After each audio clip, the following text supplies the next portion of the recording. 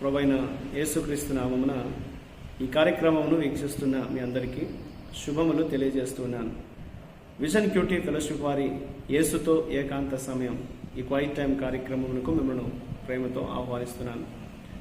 అనుదినము దేవుని వాక్యాన్ని ఈ విధంగా ధ్యానించుటకే దేవుడు మనకు సమయాన్ని ఇస్తున్నారు. అందుని బట్టి ప్రభుకు వందనాలు తెలియజేస్తున్నాను. 119వ కీర్తన మనం ధ్యానం చేస్తున్నాం. దేవుని వాక్యం కొరకు మనం ఎలాంటి ఆశ కలిగి ఉండాలో, దేవుని వాక్యం వల్ల మనకు ఎన్ని మేలులున్నాయో ఈ కీర్తనలో మనం నేర్చుకుంటూ ఉన్నాం. ఈరోజు మన ధ్యానం నిమిత్తమై ఏర్పాటు చేయడం లేఖన భాగము 119వ కీర్తన 97వ వచనం నుండి 112వ వచనం వరకు. ముందుగా ఈ భాగంలో మనం 105, 106 అలాగే 111, 112 వచనాలు చదువుకుందాం. నీ వాక్యము నా పాదములకు దీపమును, నా త్రోవకు వెలుగునై ఉన్నది. నీ న్యాయ విధులను నేను అనుసరించదనని నేను ప్రమాణం చేసి ఉన్నాను. నా మాట నెరవేర్చుదును. 111, 112 వచనాలు. నీ శాసనములు నాకు హృదయానందకరములు, అవి నాకు నిత్య స్వాస్థ్యమని భావించుచున్నాను. నీ కట్టడలను గైకొనుటకు నా హృదయమును నేను లోపరుచుకొని ఉన్నాను. ఇది తుదవరకు నిలుచు నిత్య నిర్ణయము.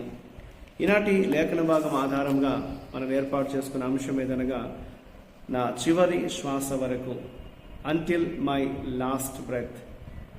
నేటి వాక్య భాగం యొక్క సారాంశాన్ని మనం గమనించినట్లయితే, కీర్తనకర్త రోజంతా దేవుని వాక్యాన్ని ధ్యానించాడు. అది తేనె కంటే తీయగా ఉందని కనుగొన్నాడు. దేవుని వాక్యం అతనికి తన కష్టాల్లో ఆశను ఇవ్వడమే కాకుండా, అతని శత్రువుల పథకాల కంటే, అతని గురువుల జ్ఞానానికంటే, అతని పెద్దల సాంప్రదాయాల కంటే తాను చాలా ఉన్నతమైన జ్ఞానాన్ని ఈ వాక్యం తనకు అందించిందని అతను తెలుసుకున్నాడు. శత్రువులు అతన్ని తడుబాటుకు గురి చేయడానికి అనేకమైనటువంటి ఉచ్చులు వేశారు. కానీ వారు అలా ఎంత ఎక్కువగా చేస్తే కీర్తనకర్త దేవుని వాక్యాన్ని అంటిపెట్టుకొని ఉండడానికి మరింత ఎక్కువగా తాను దృఢ నిశ్చయించుకొని ముందుకు సాగినట్లుగా లేఖనంలో మనం చూస్తాం. ఈ వాక్యము అతని పాదాలకు దీపంగా ఉందని తను నమ్మాడు. అతని అడుగులు ఉచ్చుల్లో చిక్కుకొనకుండా అతని ముందు ఆ వాక్యపు వెలుగు ప్రకాశిస్తుందని అతను నమ్మినట్లుగా ఈనాటి లేఖనం మనకు తెలియజేస్తోంది. ఇందులో దేవుడు మనకు నేర్పించేటువంటి పాఠాన్ని మనం ఆలోచిస్తున్నట్లయితే 97 నుంచి 100 వచనాల వరకు వాక్యాన్ని ధ్యానించడం ద్వారా పొందిన జ్ఞానము అన్ని రకాల జ్ఞానాలను అధిగమిస్తుంది. వాక్య జ్ఞానమే ఎంతో ఉన్నతమైంది, శ్రేష్టమైంది అనేది మనకు అర్థమవుతుంది.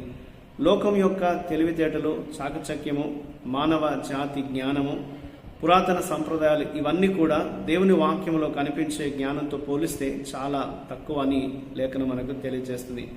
ఎందుకంటే దేవుని భయము అన్ని జ్ఞానాలకు మూలము అనేది దేవుని వాక్యంలో మనం చదువుతాం.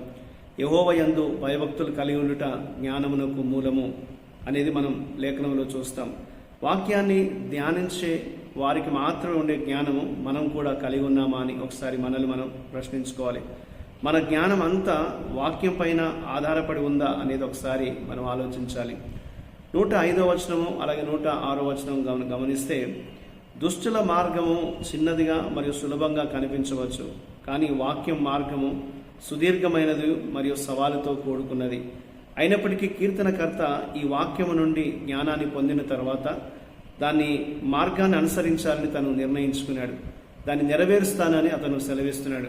తన యొక్క నిర్ణయము అది ఒక స్థిరమైనదని, తుదవరకు నిలిచేటువంటి నిర్ణయమని అతను వెల్లడించినట్లు ఈ కీర్తనలో మనం చూస్తాం. తనకు తెలిసిన దాన్ని ఆచరణలో పెట్టడము కష్టమైనప్పుడు అతను అలా చేయడం వల్ల కలిగేటువంటి ప్రయోజనాలను గుర్తు చేసుకున్నాడు. కాబట్టి అదేవిధంగా తన జీవితంలో ఇరుకైన మరియు కష్టమైన మార్గాన్ని ప్రకాశవంతము చేయడానికి దేవుని వాక్యాన్ని ఒక దీపంగా ఉపయోగించుకున్నాడు.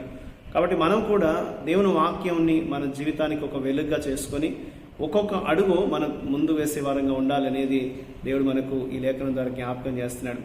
వాక్యాన్ని అనుసరించాలనేటువంటి మన నిర్ణయం, మన తీర్మానం అదొక ఖచ్చితమైనదిగా ఉండాలి, స్థిరమైన తీర్మానంగా ఉండాలి. మన తుది శ్వాస వరకు ఈ తీర్మానం నుంచి వెనుతిరగకూడదనేది దేవుడు మనకు జ్ఞాపకం చేస్తున్నాడు. కాబట్టి వాక్యాన్ని ధ్యానిస్తే మనం పొందే జ్ఞానం ఎంతో విలువైంది.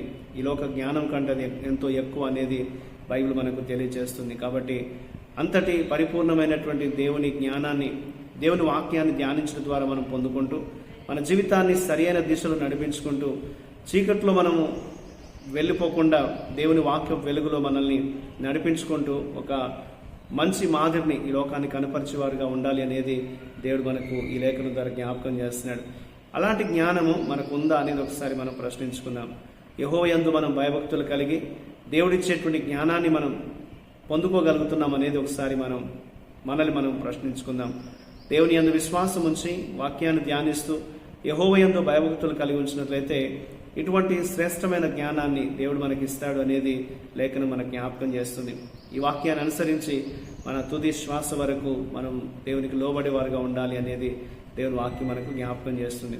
దేవుని కట్టడలకు మనం విధేయత చూపినట్లు మన హృదయాన్ని మనం లోపరుచుకోవాలి అనేది లేఖనంలో మనం చదువుతున్నాం. కాబట్టి మనం హృదయము లోక భాషల వైపు వెళ్ళిపోకుండా, లోక పరిస్థితులకు లొంగిపోకుండా దేవుని వాక్యానికి మనల్ని మనం సమర్పించుకొని మన జీవితం ఈ వాక్య వెలుగులో సరిచేసుకుంటూ బలపరుచుకుంటూ వర్ధిల్లే విధంగా దేవుడు మనకు సహాయం చేయలాగున ప్రభుకు మనం ప్రార్థన చేద్దాం. మా ప్రియమైన పరలోకపు దేవా, మీ వాక్యాన్ని బట్టి నీకు వందనాలు. నీ వాక్యం యొక్క నిజమైన రుచిని మాకు దయచేయండి. తద్వారా మేము దాని ప్రకారం జీవించడంలో ఉన్న ఆనందాన్ని తెలుసుకొని దాన్ని అనుసరించుటకు నీ కృప చూపమని, మీ సహాయంతో మమ్మల్ని నడిపించి వర్ధిల్ల చేయమని యేసుక్రీస్తు నామమున ప్రార్థిస్తున్నాను తండ్రి. ఆమేన్. ప్రియులారా, మీరు సమయం తీసుకొని ఈ యొక్క వాక్య ధ్యానం విన్నందుకు మీ అందరికీ ప్రత్యేక వందనాలు తెలియజేస్తున్నాను.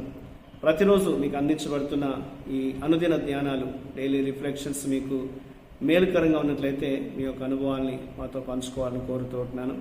ప్రభు కృప మనకు ఎల్లప్పుడూ తోడయుండి కాపాడును గాక. ఆమేన్.